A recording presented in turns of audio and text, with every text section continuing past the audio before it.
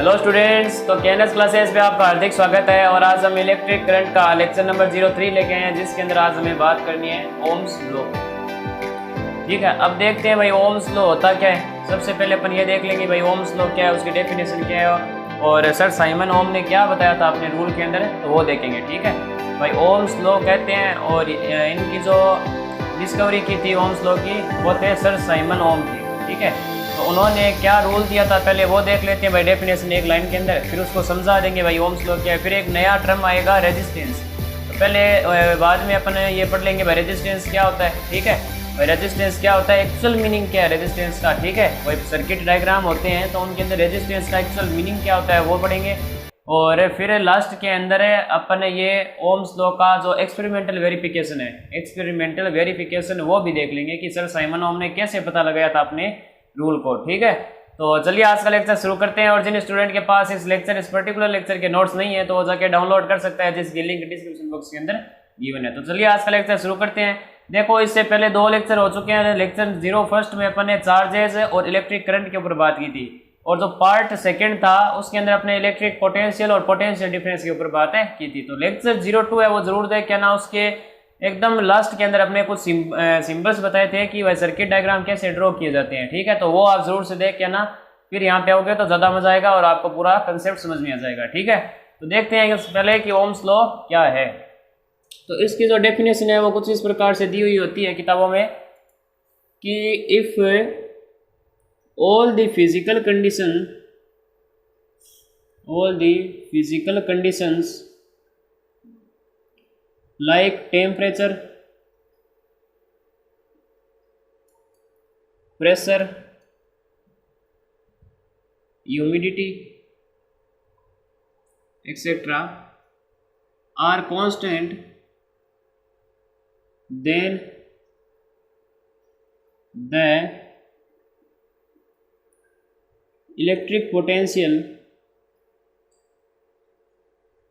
या फिर आप पोटेंशियल डिफरेंस भी लिख सकते हैं, पोटेंशियल डिफरेंस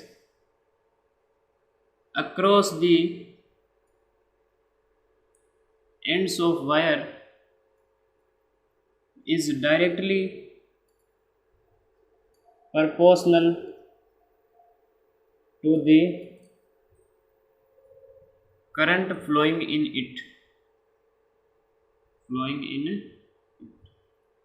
ये था सर ओम का स्टेटमेंट। ठीक है सर, साइमन ओम ने अपना ये कंसेप्ट दिया था, ये डेफिनेशन दी थी, अपना लॉ दिया था। तो क्या कहता है ये लॉ कि if all the physical conditions like temperature, pressure, humidity, etc are constant, इन सब को अगर आप कांस्टेंट रखते हैं, टेम्परेचर को यानी तापमान को कांस्टेंट रखते हैं, भाई रूम टेम्परेचर पर कर रहे हो तो 25 डिग्री सेल्सियस ही तापमान रहना चाहिए, ऐसे नहीं है 25, 26, 28, 30, तो ऐसे नहीं होना चाहिए।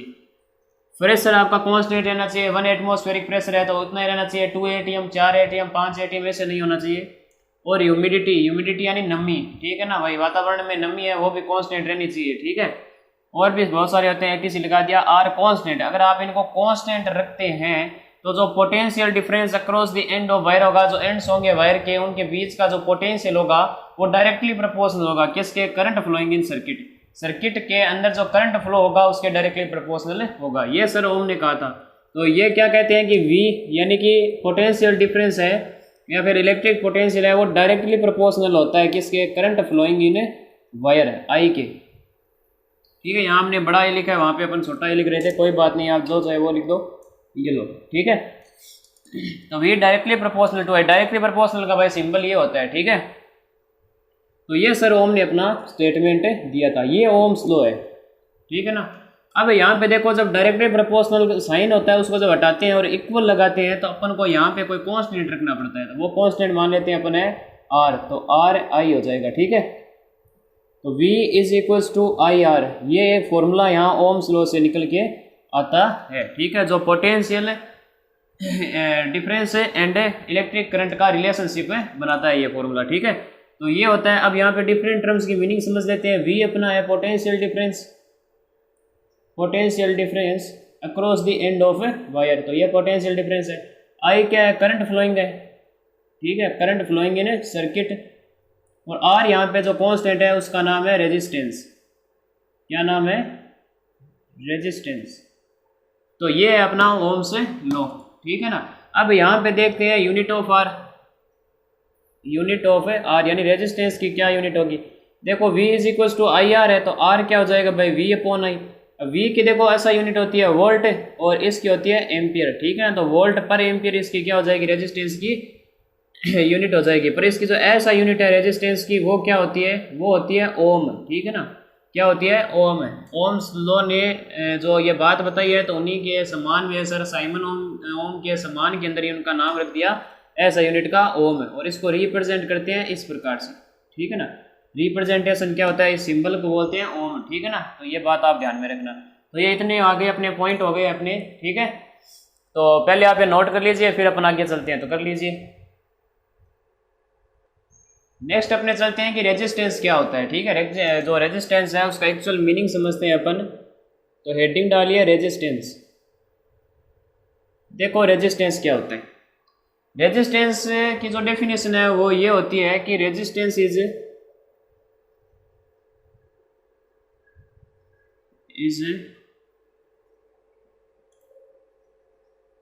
a property to obstacle in the path of electric current।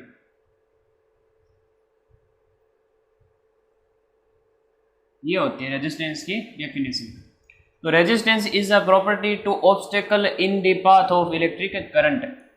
Resistance क्या है, एक प्रॉपर्टी है, ठीक है। रेजिस्टेंस क्या है, एक प्रॉपर्टी है कि जो वायर के अंदर करंट फ्लो कर रहा है, ठीक है, उसके पाथ में अंदर क्या आना, ऑब्स्टेकल आना, ठीक है, बाधा आ जाना। और इससे क्या होता है, इलेक्ट्रिक करंट क्या होता है, स्लो हो जाता है, ठीक है ना। तो उसे क्या बोलते हैं अपन, रेजिस्टेंस बोलते हैं, ठीक है। अब देखो ये तो हो गई भाई डेफिनेशन। अब उसको समझाते हैं। जैसे कि हमने फर्स्ट लेक्चर के अंदर बताया था कि मान लीजिए ये अपना कोई एक कंडक्टर है, ठीक है।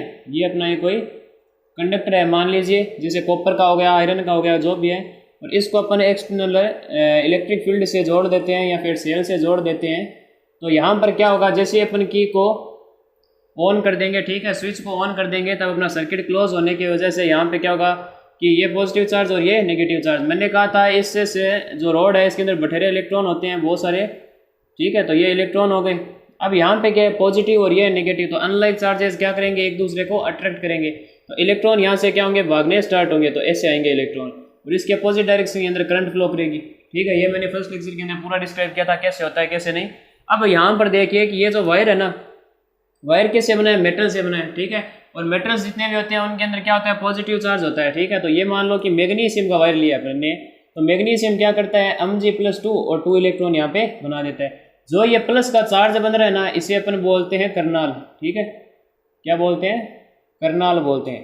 तो ये करनाल है ना, वो इससे ऐसे एटम के ऊपर पॉजिटिव चार्ज होता है ना, उसे करनाल बोलते हैं। अब यहाँ पे क्या होंगे भाई, ये बीच बीच में करनाल भी होंगे भाई, इलेक्ट्रॉन होंगे। तो मेटल का पूरा भाई वायर बना हुआ है, तो इसके अंदर क्या होंगे, करनाल भी होंगे। अब यहाँ पे देखो, जैसे ये मान लो यहाँ पे करनाल है, ठीक है, पॉजिटिव चार्ज भी होंगे भाई, मेटल है इसलिए, ये मान लो। अब तो जो ये इलेक्ट्रॉन आएगा तो ये क्या होगा, ये जब इलेक्ट्रॉन फ्लो करना स्टार्ट होगा तो इस करनाल से टकराएगा, ठीक है। फिर ये जो इलेक्ट्रॉन आगे बढ़ेगा तो इसकी देखो स्पीड कम होती जाएगी, ठीक है ना। अब भाई आप भाग रहे हो, ठीक है, और बीच में अगर कोई ऑब्स्टेकल आता है, आप उसे भिड़ जाते हो, तो फिर वहाँ पे क्या होती है, आपकी स्पीड कम हो जाती है। फिर आप वापस भागना स्टार्ट करते हो। फिर वहाँ पे क्या होता है, एक कोई अगर ऑब्स्टेकल आ गया तो आप फिर से उससे पे भिड़ोगे और स्पीड कम होगी, ठीक है ना। तो यही यहाँ पे होता है, इलेक्ट्रॉन जब चलते हैं तो उनके पाथ के अंदर क्या आ जाते हैं, ये करनाल आ जाते हैं। और करनाल आने की वजह से यहाँ इनकी स्पीड कम होती जाती है, ये कोलिजन करते जाते हैं, ठीक है। तो ये कोलिजन हो रहा है ना, उसे अपन रेजिस्टेंस बोल रहे हैं। देखो भाई, इलेक्ट्रॉन का स्पीड कम होगा तो करंट भी क्या होगी, कम फ्लो करने लगेगी, ठीक है ना। तो करंट की फ्लो के अंदर क्या आ रहा है, यहाँ पे ऑब्स्टेकल आ रहा है, ठीक है। ये जो करनाल है तो ये क्या कर रहे हैं कि इनमें इलेक्ट्रॉन को स्लो कर रहे हैं, ठीक है ना, इसकी स्पीड स्लो कर रहे हैं। तो इस वजह से यहाँ जो करंट होगी वो भी क्या होगी भाई, डिक्रीज होने लग जाएगी, ठीक है ना। तो यही होता है रेजिस्टेंस का पूरा कहानी, जो कंडक्टर के अंदर होता है वो यही कहानी है, ठीक है। करनाल से क्या करते हैं, इलेक्ट्रॉन टकरा टकरा के उनकी स्पीड कम होती है और इलेक्ट्रिक करंट स्लो हो जाती है, ठीक है ना। तो इसे अपन रेजिस्टेंस से बोलते हैं, ठीक है। तो ये रेजिस्टेंस की भाई पूरी कहानी होती है यहाँ पे। तो पहले आप इतना नोट कर लीजिए, फिर अपन आगे चलते हैं, कर लीजिए। नेक्स्ट अपने आगे चलते हैं। तो V अपना क्या था, डायरेक्टली प्रोपोर्शनल टू I था। इसका मतलब क्या हो गया कि जैसे जैसे आप इलेक्ट्रिक पोटेंशियल को बढ़ाओगे वैसे वैसे आपकी इलेक्ट्रिक करंट भी बढ़ेगी, या फिर आप पोटेंशियल को जब कम कर दोगे तो इलेक्ट्रिक करंट भी उतनी ही कम हो जाएगी, ठीक है। डायरेक्टली प्रोपोर्शनल का ये मतलब होता है, परंतु कंडीशन क्या आती है कि टेम्परेचर, प्रेशर, ह्यूमिडिटी सब कांस्टेंट रहने चाहिए। तो अब यहाँ पे जब अपन ग्राफ ड्रॉ करते हैं V और I के मध्य, ठीक है, इनके बीच में अगर अपन ग्राफ ड्रॉ करते हैं तो ये एक स्ट्रेट लाइन ग्राफ ऑब्टेन होता है, ठीक है। जैसे जैसे आप भाई इलेक्ट्रिक पोटेंशियल को बढ़ाओगे तो इलेक्ट्रिक करंट भी बढ़ेगी, ये बनता है भाई इसका ग्राफ, ठीक है ना। ओम्स लॉ के अनुसार ये अपना ग्राफ रहता है, ठीक है। जैसे जैसे आप पोटेंशियल को बढ़ाओगे वैसे वैसे इलेक्ट्रिक करंट भी यहाँ पे बढ़ती चली जाएगी। अब यहाँ पे बात करते हैं तो जो इलेक्ट्रिकल रेजिस्टेंस होते हैं, इलेक्ट्रिकल रेजिस्टेंस की अपने डेफिनेशन तो बता दिए। इलेक्ट्रिकल रेजिस्टेंस के टाइप्स पढ़ते हैं अपन, ठीक है। तो इनके टाइप्स होते हैं दो। सबसे पहला होता है ओमिक रेजिस्टेंस। क्या होता है? Ohmic resistance. ओमिक रेजिस्टेंस क्या होते हैं? Those resistance which follow Ohm's law and we obtain straight line graph draw between V and I। यानी कि वो रेजिस्टेंस जो क्या करें, ओम्स लॉ को फॉलो करे। इसका मतलब है कि V directly proportional to I हो, या फिर अपने जो V और I का जो ग्राफ है वो अगर स्ट्रेट हो तो इसका मतलब वो रेजिस्टेंस कौन से होंगे? ओमिक रेजिस्टेंस होंगे, ठीक है। अब जैसे इसका एग्जांपल लेते हैं तो एग्जांपल इसका बड़ा फेमस है कार्बन रेजिस्टेंस, ठीक है। कार्बन रेजिस्टर्स जितने भी है कार्बन रेजिस्टर्स होते हैं वो क्या होते हैं? एग्जाम्पल होते हैं ओमिक रेजिस्टेंस के, ठीक है ना। क्या होते हैं? ओमिक रेजिस्टेंस के एग्जाम्पल है। सेकेंड आते हैं non ohmic resistance. Non ohmic resistance. अब नॉन ओमिक रेजिस्टेंस क्या हो जाएंगे भाई? Those resistance which does not follow Ohm's law and we does not obtain straight line graph draw between V and I, ठीक है। तो ये आप डेफिनेशन खुद से लिख लेना। जो इंस्ट्रूमेंट क्या करें या फिर जो रेजिस्टेंस क्या करें, ओम्स लॉ को फॉलो ना करें, या फिर जो V और I के बीच में जो ग्राफ बना रहे हैं वो स्ट्रेट लाइन ऑब्टेन न हो, तो उनको अपन क्या बोलते हैं? Non ohmic resistance. और अगर क्या हो, स्ट्रेट लाइन ग्राफ ऑब्टेन हो और जो रेजिस्टेंस ओम्स लॉ को फॉलो करें उन्हें क्या बोलते हैं? अपने ओमिक रेजिस्टेंस बोलते हैं, जिसका एग्जांपल कार्बन रेजिस्टर्स हो गए। अब इसके एग्जांपल कौन से होते हैं? इसके एग्जांपल होते हैं भाई, एक तो होता है डायोड, ठीक है, इलेक्ट्रोलाइट। जितने भी इलेक्ट्रोलाइट होते हैं, स्ट्रॉन्ग, वीक, NaCl वगैरह, तो ये सारे क्या होते हैं? इलेक्ट्रोलाइट है। डायोड हो गया, इलेक्ट्रोलाइट हो गया, और जैसे फिलामेंट ऑफ बल्ब है। तो इनके जब आप ग्राफ ऑब्टेन कराओगे तो इनके ग्राफ देखो कुछ इस प्रकार से बनने स्टार्ट हो जाएंगे, ठीक है ना। ऐसे ग्राफ ऑब्टेन होंगे, ठीक है। ये ऐसे ग्राफ ऑब्टेन होंगे, तो मतलब स्ट्रेट लाइन नहीं होंगे, ठीक है, टेढ़े मेढ़े ग्राफ ऑब्टेन होने स्टार्ट हो जाएंगे। तो ये होता है नॉन ओमिक रेजिस्टेंस और ये होता है ओमिक रेजिस्टेंस। समझ में आ गया आपको? अब अपन आगे चलते हैं, जो कि है experimental verification of Ohm's law. पहले आप ये नोट कर लीजिए, फिर अपन आगे चलते हैं, तो कर लीजिए। नेक्स्ट अपन चलते हैं experimental verification of Ohm's law, यानी सर साइमन ओम ने जो अपना एक्सपेरिमेंट किया था वो देखते हैं। तो सर साइमन ओम ने क्या किया? सबसे पहले एक ली बैटरी, सर्किट डायग्राम बनाते हैं, ठीक है। पहले यहाँ पे क्या लिया? यहाँ पे एक बैटरी लिए, प्लस और माइनस, सेल ले लो, बैटरी ले लो, जो भी। और यहाँ पे अपन एक लेते हैं की, ठीक है, यानी यहाँ पर अपन ले रहे हैं की का मतलब हो गया स्विच, ठीक है। और अब यहाँ पर क्या करते हैं अपन? इस प्रकार से लाके और यहाँ पर एक जोड़ देते हैं एमीटर, ठीक है। क्या जोड़ते हैं? Ammeter, positive minus. तो यहाँ पे क्या हो गया? एक एमीटर जोड़ दिया। एमीटर क्या करेगा? इलेक्ट्रिक करंट की रीडिंग देगा हमें, ठीक है। और अब यहाँ पर क्या कर दो आप, ये देखो, मान लो ए पॉइंट हो गया और इसके बीच में एक रेजिस्टेंस लगा देते हैं। पिछले लेक्चर में बताया था रेजिस्टेंस का सिंबल ये होता है। और इनके बीच में अपन क्या लगा देते हैं? एक वोल्ट मीटर लगा देते हैं। ये लो वोल्ट मीटर हो गया, पॉजिटिव और माइनस। मैंने बताया था भाई वोल्ट मीटर क्या करता है? वोल्टेज की रीडिंग देता है, और एमीटर इलेक्ट्रिक करंट की। एमीटर देखो सीरीज कॉम्बिनेशन में लगाया गया, ठीक है ना, सीरीज में लगाया गया, जबकि वोल्ट मीटर देखो पैरेलल है। वायर ये है, इसके पैरेलल में अपन ने क्या लगाया है? वोल्ट मीटर लगाया है। अब यहाँ से जो वायर आएगा उसे आप ऐसे लेके, ऐसे लगे, और यहाँ पर अपन एक जोड़ देंगे रियोस्टेट, ठीक है। ये हो गया, तो ये हो गया रियोस्टेट है, जिसे अपन नाम दे देते हैं RH, और ये हो गया अपना रेजिस्टेंस R। तो ये अपना सारा कुछ प्रोसेस हो गया। सर साइमन ओम ने अपना इस प्रकार से डायग्राम में बनाया था।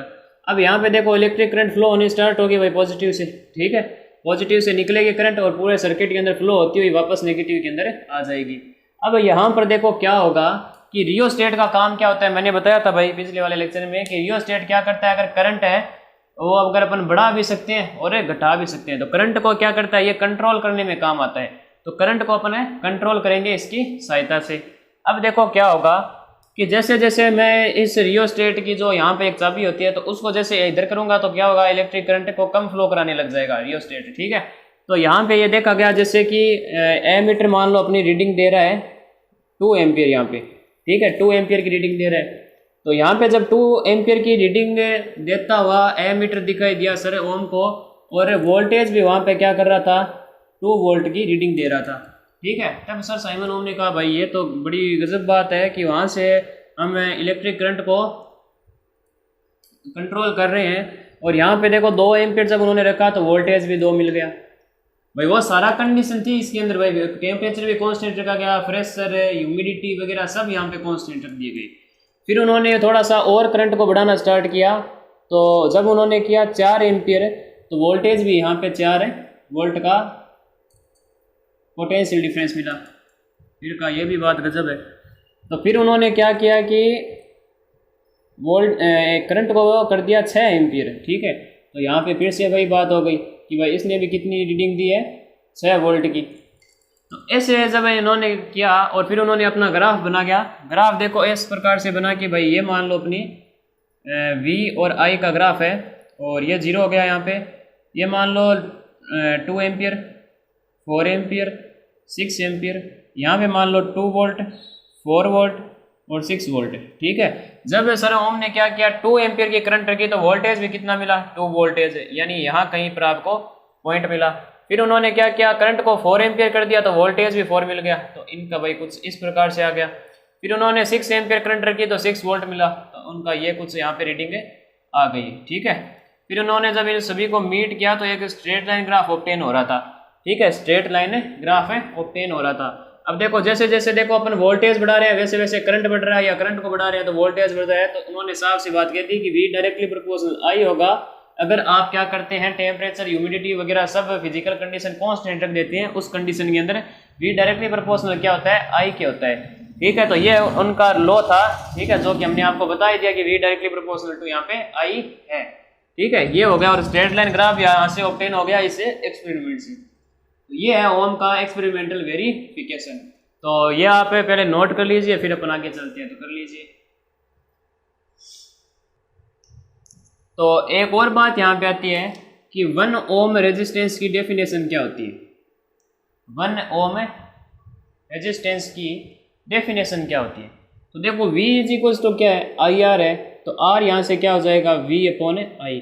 अगर वोल्टेज मैं 1 रख देता हूँ और करंट की वैल्यू भी 1 रख देता हूँ, ठीक है, वोल्टेज हो गया 1 वोल्ट और करंट हो गया 1 एम्पियर, तो इस कंडीशन के अंदर जो रेजिस्टेंस मिलेगा वो कितना मिलेगा, 1 ओम मिलेगा।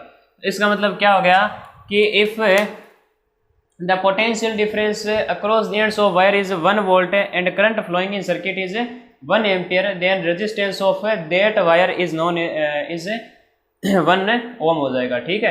तो ये होता है 1 ओम की डेफिनेशन। आप नोट से डाउनलोड कर लेना, ठीक है। तो पहले आप ये नोट कर ले, नोट कर लिया। आज का लेक्चर ये समाप्त करते हैं, और नेक्स्ट अपना लेक्चर रहेगा न्यूमेरिकल्स ऑन ओम्स लॉ, ठीक है। ओम्स लॉ के बढ़िया बढ़िया न्यूमेरिकल करेंगे अपन, ठीक है। तो नेक्स्ट लेक्चर न्यूमेरिकल्स पे है, तो तब तक के लिए पढ़ाई करते रहें। जय राजस्थान।